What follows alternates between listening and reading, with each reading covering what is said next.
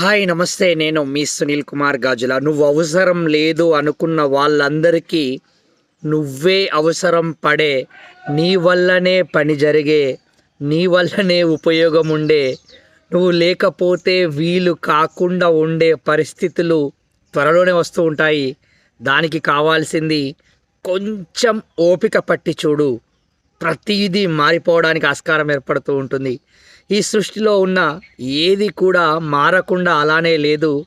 ప్రతి దానిలో ఒక అద్భుతమైన మార్పు వచ్చినప్పుడు మాత్రమే ఇలా ఈ సృష్టి కొనసాగుతూ ముందుకు వెళ్తూ ఉంది కదా. అలాగే నీ జీవితంలో కూడా ఒక అద్భుతమైన మార్పు వస్తూ ఉంటుంది. దానికోసం ఈ రోజులలో చాలామందికి కష్టపడే స్వభావం ఉంది, గొప్పగా ఎదగాలనే లక్ష్యము ఉంది, పని కూడా చేస్తూ ఉంటున్నారు, ప్రశాంతంగా ఉండే ప్రయత్నం చేస్తూ ఉన్నారు.